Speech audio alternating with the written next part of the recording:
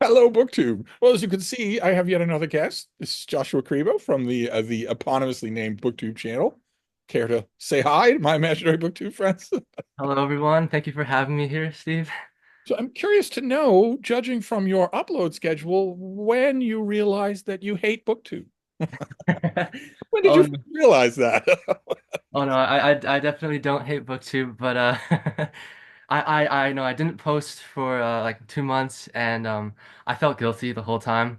Um, Do you have, especially I've been told that there are such things as non-BookTube obligations, real world obligations. Do you have those?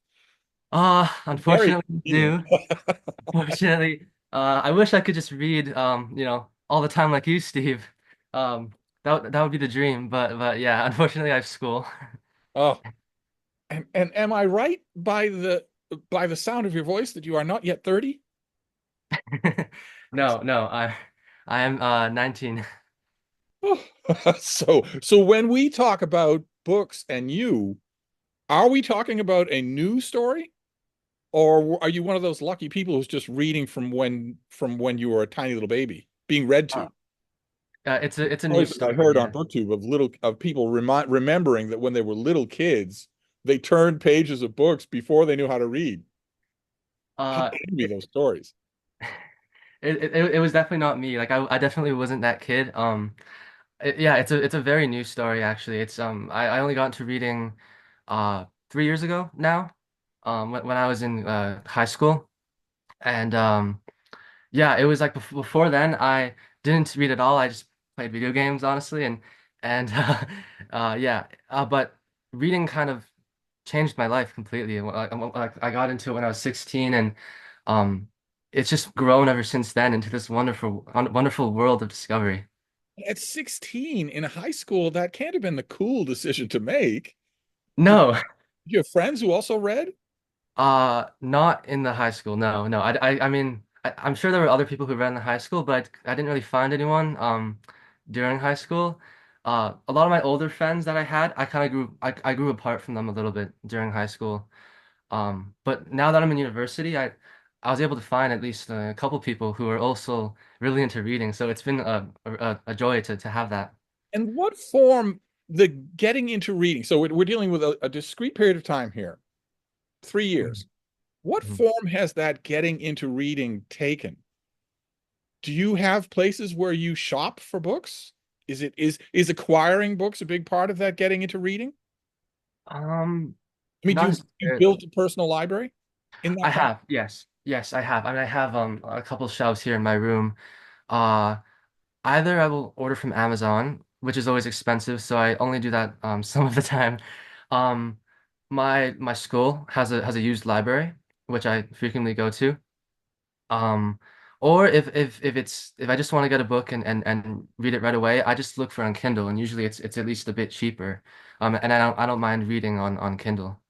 So Okay, what about that though? You don't mind reading on Kindle, so you don't like it? You just well, stand by. What's your preference? I suppose I do prefer physical copies. Um, that might just be because I don't actually have a Kindle device. When I read on Kindle, I read on the Kindle app on my iPhone, which makes it a little bit less enjoyable just because maybe the screen's a bit smaller.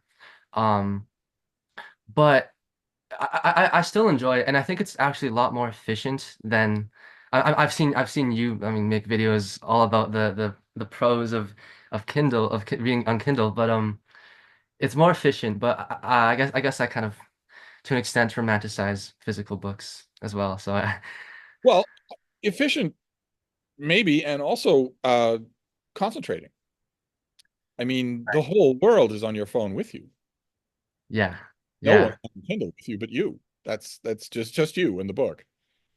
yeah, I do most of my reading on this thing on the on the uh, iPad. iPad Mini. A lot of it. I do a lot of it. I don't know what the percentage would be. Probably it's closer to 50-50 than I think. The Kindle is absolutely wonderful and it doesn't need any maintenance, which the iPad does. Right. Okay. It's got huge amounts Yeah. on it, so every 12 hours it needs to be charged. Yeah, and I find with reading on my phone, it also does hurt my eyes as well. And whereas I mean books, if I read even a physical copy too long, it'll make my eyes sore, but not to the same extent as an iPhone. Um, so yeah, I mean, yeah. You say that in college, okay, you're in college now, and Hmm. you found a couple of people who also like to read, Yes, yes. are actually on the front lines of the questions that come up on BookTube all the time. Tell all of us ancient relics what your generation is like. Do people at your age read? Uh, in my experience, I mean, mostly no. And my, I mean, I've only met, I only have one friend who I think is as into books as I am. Um, I'll see a lot of my peers, reading like kind of reading, like a couple books a year, usually it'll be. Um, but yeah, I just have that one friend who will always constantly be reading something. And in my experience, yeah, no, most of my generation doesn't read. Like when I was in high school, and I'd have a book in my hands, my classmates would sometimes come to me and they would kind of be like confused about why I was reading, and then they like ask me like questions like really cautiously, like, "Oh, Oh, are you for class?" And yeah, is this some weird religious practice? yeah, it felt like that. See, that is what I've always thought was the reality behind all the polling that you read in Publishers Weekly or what are educational bulletins about how the kids are reading. I've always thought that cannot be true. That just cannot be true. From the young people that I've met, that cannot be true. They not only don't read, they almost don't know what reading is. Yeah, it feels like that for sure. So Yeah, I you're not getting the impression that any of your classmates, either in high school or now, are also reading books on their phone. They're doom scrolling on their phones.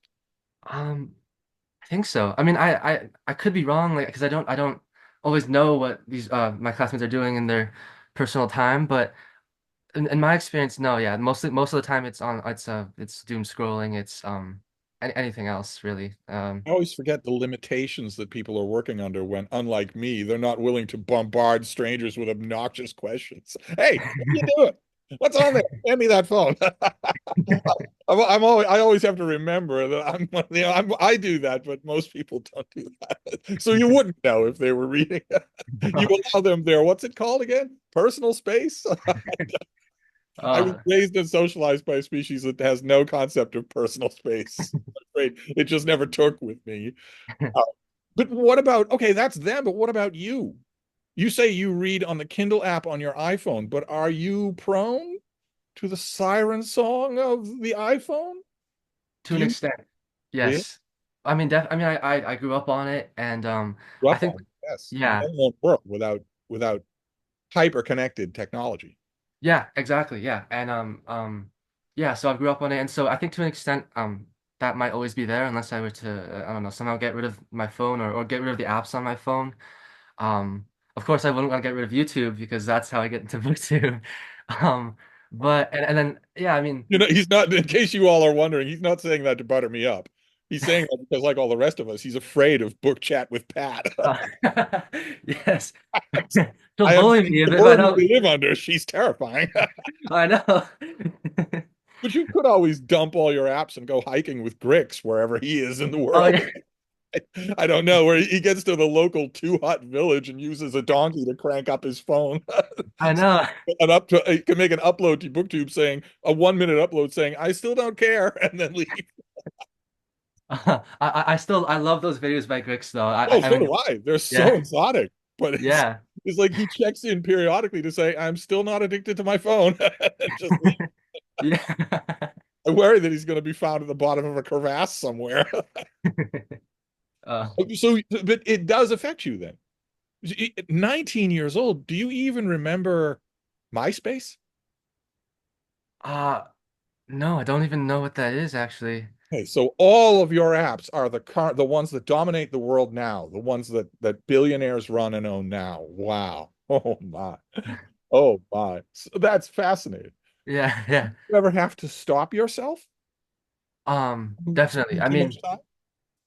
well, yeah. I mean, I've had to take precautions. Well, I've deleted the what I view as the most addictive of the social media apps. I mean, I don't have TikTok or Snapchat or any of that. Um, and I mean, sometimes I'll catch myself doom scrolling on say Instagram or something, and I think usually I can catch myself without too much time going by. Um, but yeah, so it's just I have to be on my guard, I guess, and focus.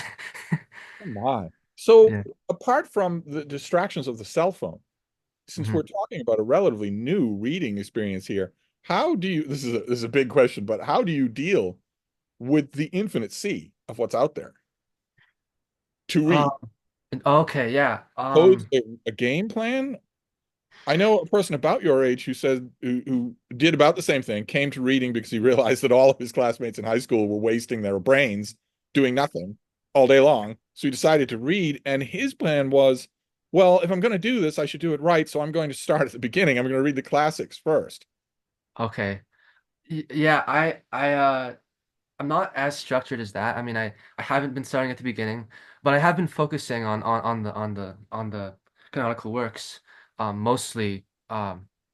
After which I would like to branch out to other genres. But yeah, I'm just reading whatever classics come to mind or whichever classics I'm in the mood for.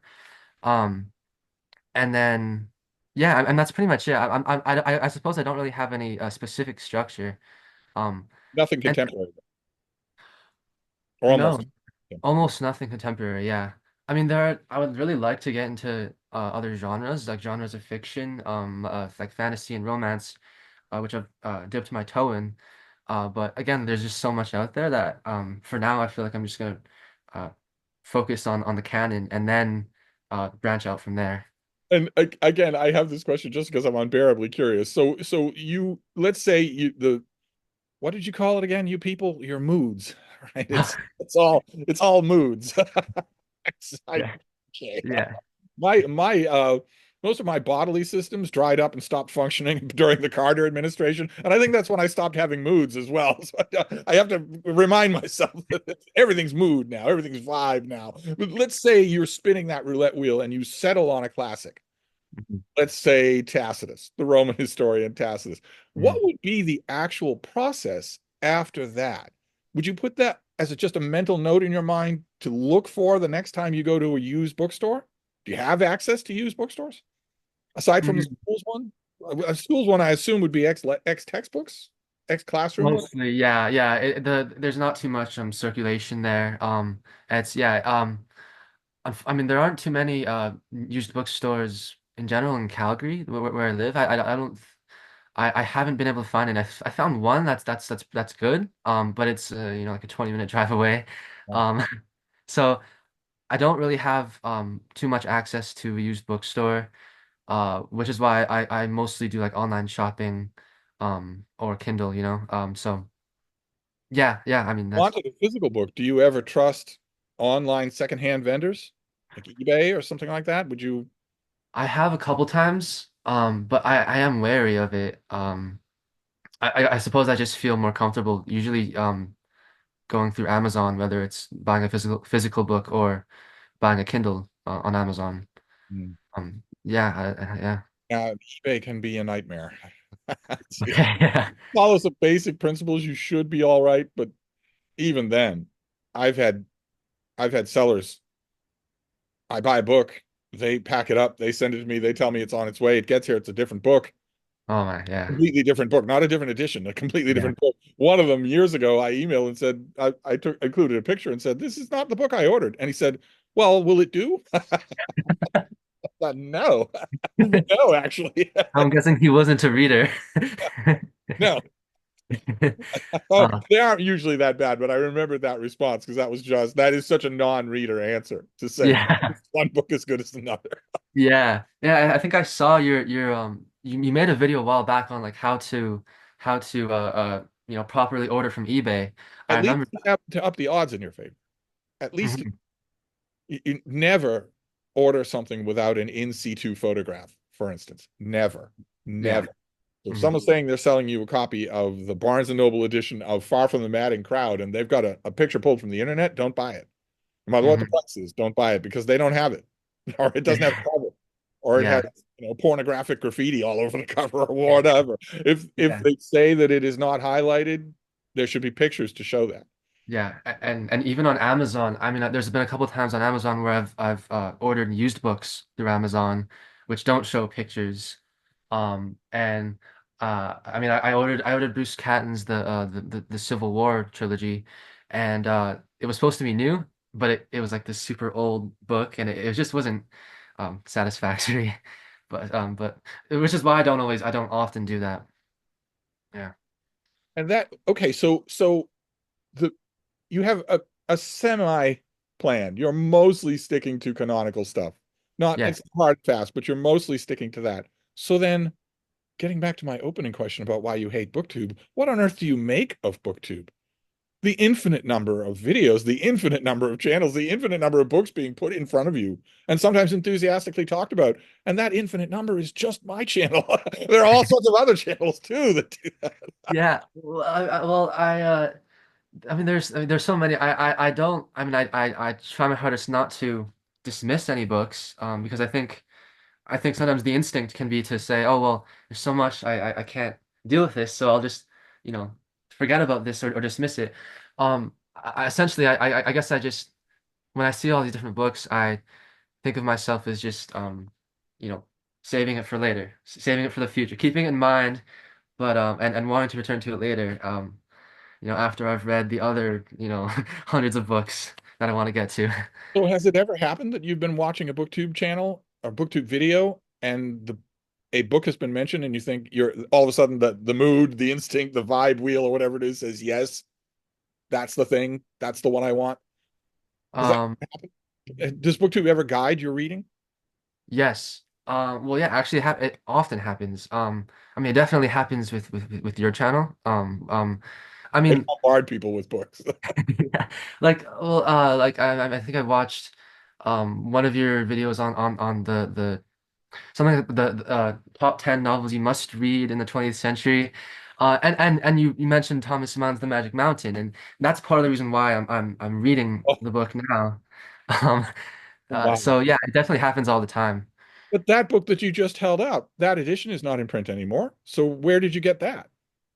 Oh, yeah, so I found this at a used bookstore. I mean, I think oh no, no, it was at a used book, like a charity sale, a fundraiser thing, which happens once a year in the spring, and it was, a really amazing find, um, and yeah, so it's rare that I go to used bookstores, but when I do, I try to stock up and yeah, Yeah, people do. I hear that. I hear that on BookTube, and it's always my heart goes out to people like that. I'm lucky enough not to have to do that. I don't have to stock up. The Brattle stocks up for me. So I just have to periodically go there and yeah, scoop off the top.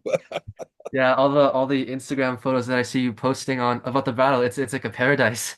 Yes, I was told just the other day I posted one of my usual little videos, not a picture, but a short video panning the sale lot that was completely empty except for me. And I got a whole bunch of emails, people saying, this is torture. This is Yeah. we want to be there. How can this not be full all the time? It's- Yeah, I saw that video. It was like that's like kind of like my dream to be in a position like that, you know? I try to go early when there's not a lot of people there because you would be amazed what the people say there.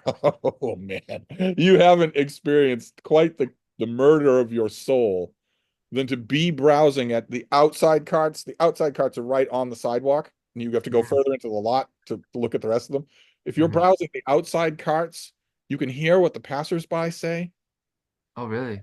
At least a dozen times in 10 years, I have heard a passersby say to each other, "Oh, look at this, books outside. Oh, I love to read," and then keep walking. A That lot full of books with signs saying $1 each. They say, "I love to read," and then they keep walking. yeah. Yeah, no, I think that is a common attitude. Yeah. Um that would be I can see how that would be frustrating, yes. So when you say you've got a couple of people now in college that you think like to read, in high school there were none. Is anyone ever curious enough to maybe convert, to maybe give it a try?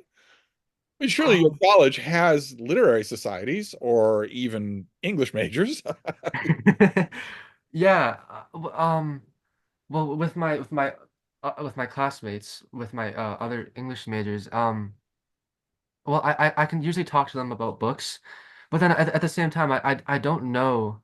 I'm just not sure whether they're into reading in their own personal time. Sometimes I find that well, sometimes they tell me that they'll do the readings for their classes, but then they won't read on their own personal time.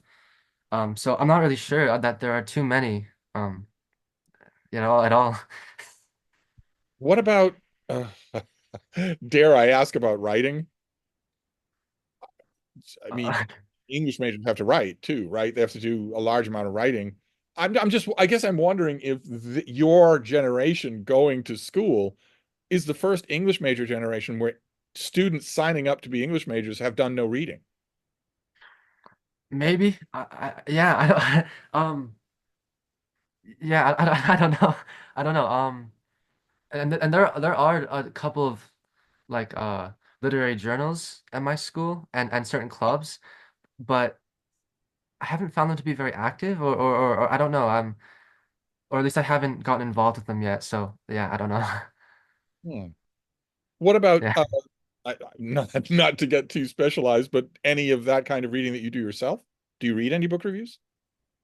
I do. Yes, I read your book reviews. I'm usually reading Open Letters review. Um and I don't think I read any other. I think I only read Open Letters review. And plus I also read music reviews. I love reading classics today with Dave Hurwitz's website. So I read those are like my two sources of reviews in general. But I haven't really found any other sources for that. Do you bring your the book that you've got going on the Kindle app on your phone, is that on your mind in class or out and about from class to class? Do you do the whole reading while standing in line type thing? That sort of thing is what I'm asking about. Is reading, do you steal time throughout the day to read? Yes, yes. Well, usually right now I'm bringing Thomas Mann with me everywhere. So on the bus, before class when we're waiting for the professor to arrive, or if I'm just like standing at the bus stop, I'll just read then. And it's really delightful. It fills in the time perfectly, right? It prevents it makes something that would be boring into something that's magical. But you're not going so far as to be the very first person in the history of the world to call Hans Castorp from Magic Mountain delightful. You're not going to go that far. You're saying reading is delightful, not he's delightful. Yeah. A bit of Well, a, I love Hans Castorp. I mean, I think he's an awesome. You, you don't? well, I like him as a character, sure. I wouldn't want to share a bus stop with him. And obviously from Magic Mountain, that means that you're not at all disinhibited from large books, from big No. reading tokens. Yeah. No. I mean, like with. I think after I read the Magic Mountain, I really want to keep on reading something of like a really large size because it's a really I feel like it's a different feeling reading a large book versus a short one. It I can't really explain it, but it feels maybe more worth it, or it feels like you're being taken into this entirely different world. Yeah. Um, and Yeah. yeah. It's also one of the rare instances where I would say that reading something in a print and paper book is different from reading the ebook. So when you Hmm. read a large book on an ebook, you're just reading. It's just always there. You open it up and it's there and you keep going. But reading a large print and paper book gives you almost a map traveler's view of where you've been. Yeah. Pages are a little dirtier. The book is a little more worn. There's a feeling to it that there's a satisfaction to that isn't present. As much as I love ebook reading, there's a satisfaction to that isn't present with ebook readers. Most of the Yeah. books that I read mostly new releases, and they're mostly 304 pages long. Not Hmm. 303 and not 305. They're mostly 304 pages long. People always think that I'm exaggerating about that. I just recently got I think it was the spring catalog for Farrar, Straus, and Giroux. And virtually every book in the catalog is exactly 304 pages long. And I joked about it with the publicist. And she said, "Oh, yeah, right." I said, "Well, you could check." And she did and was like, "Oh, okay. I guess there are a lot of them that are exactly 304 pages long." I always wonder what that means. Yeah. That seems confusing. Is that something? I bet that's something technical with the printing press. That Okay. that is an amount that fits in a certain tray or a certain slot or a certain time period. or a certain alignment with a certain amount of ink. Hmm. It's too much for, I mean, to have 12 books on your catalog be the same page count, that's too much for it to be a coincidence. And almost Yeah, nothing that's long. Publishers almost don't do that anymore. right. Like if you have a long book, they won't publish it, or it'll be harder to get it published. They'll want it shorter, or they'll say, we're not the house for you. I forget who it is. One publishing house in America next year is coming out with a 1,200 page book, a study of how unfair history is, or how Oh. something like that. I don't know. It's probably something like that, right? Because the 21st century, no offense to you, since you're a native of that century, but the 21st century doesn't have many skills that could take it all the way to 1,200 pages, but whining, oh yeah, they can do that for 1,200 pages. Yeah, no, I'm not in disagreement there. But I'm wondering just how much of a wasteland it is for you. Surely BookTube has helped with that, right? I mean, you get to see all these people all over the world who are passionate readers. Surely Hmm. BookTube has made readers feel less alone just in general. Absolutely. I mean, it's definitely made me feel f much less alone. I mean, it's such, I know you've emphasized this as well. It's such a warm, welcoming place. And um, I mean, you can comment on someone's channel and they'll almost always respond and they'll talk books with you, and then the comment threads can go on for a very long time. It's Right. just wonderful to see. You can also people can also leave comments on my videos, and the conversations will go on and on, but they also run the risk of me mocking them by name in a future video. It's not quite, that's not, you don't quite run that risk with other channels, but I rather enjoy it. My mother thinks Yeah. I'm funny. So Uh, what prompted you to start your own channel? Your own poor neglected booktube channel? Is it just that it looked like fun? um, yes, d definitely that, but also, well, again, partially it was your voice. Some in one of your videos you must have said, um you must have been talking, I think you were talking about how booktube isn't going to last forever. I think I've heard you say this, that how we're going to look back on this in some years and think how this was a wonderful, strange experience. And so I just thought I wanted to be a part of it while it lasts. Um and yeah, and I haven't regretted it because everyone's so nice. I most strongly hit that point at a time when it wasn't yet obvious that 13 men control the world, that 13 multi-billionaires literally control governments. And, Hmm. and so can not just evade, but simply squash government attempts to regulate monopolies or to regulate their finances. They can simply say, all right, well, the government of country X, you're putting pressure on my app, so I'm going to topple you. I'm not going to avoid doing business in your country or maybe clean up my act. Instead, I'm going to topple your government in favor of one that I like. And that's 13 people who control 70% of all the wealth in the world. So it's possible, I guess, that YouTube isn't going anywhere, unfortunately. Okay, yeah, I And see. in the Yeah. worst possible way, it's not going anywhere. Hmm. Hmm. It could be maybe that in 10 years, making these videos will be mandatory. Go to the salt mines. Gotta lock in those eyeballs. Do you feel uh the pull of the non-bookish world? How strongly do you feel that pull? You say that Uh, you're able to pull yourself away from doom scrolling. I have met hmm. people your age who simply cannot do that. Hmm. Literally, the 3 hours that they have to themselves in a day will entirely be gone when they look up. Hmm. Yeah, yeah. That is sad. That is Yeah. really, really sad. Yeah, I know. I've seen people my age ch try to check the time on their phone, which is of course right on the lock screen, and then they open their phone and they immediately go to Snapchat instead. I saw someone do that 3 times in a row before actually being able to look up at the top of the screen and check the time.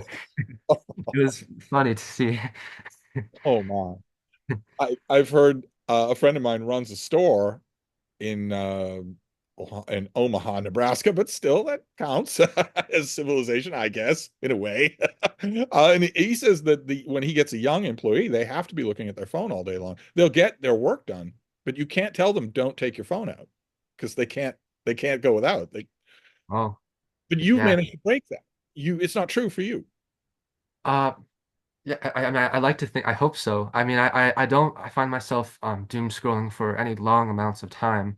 Certainly, as I said before, to a certain extent, I'll be on Instagram and I'll be on YouTube watching videos.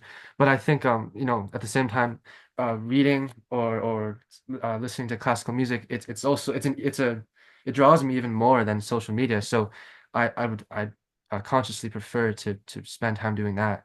Much more So powerful. yeah, I, yeah. I wondered what doom scrolling was all about when that word first gained parlance, because it seemed to be based on people looking at one video after another of cats. What's attractive about that? I don't see how anybody could. Why would you even want to go one video of cats, much less many videos of cats?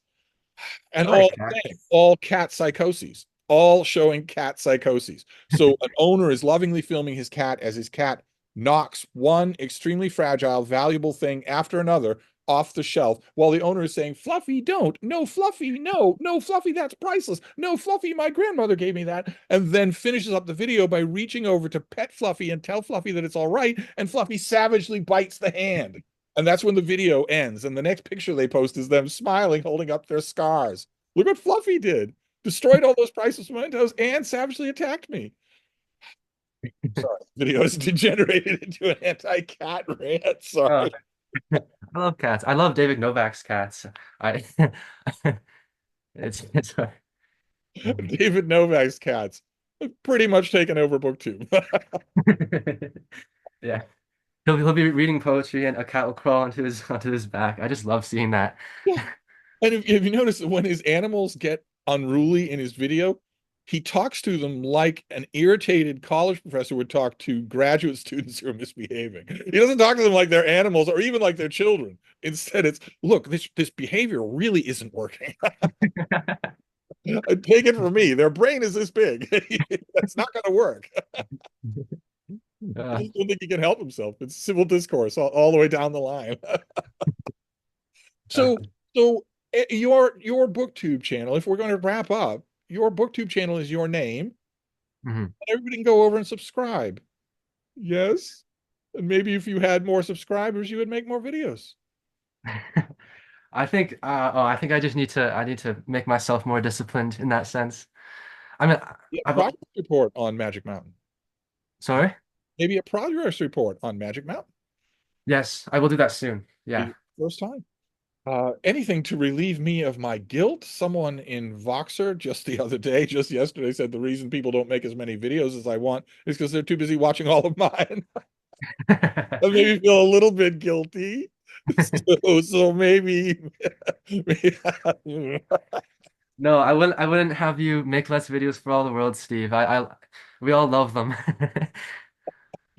well, that on that delusional note, we will wrap things up. We will talk again. Okay, Yes. yeah. All right. Yes. All right. So everybody, I'll leave a link to Joshua's channel down below. And in the meantime, I'll see you all for your barrage of videos today. Thank you, Thank Steve. you.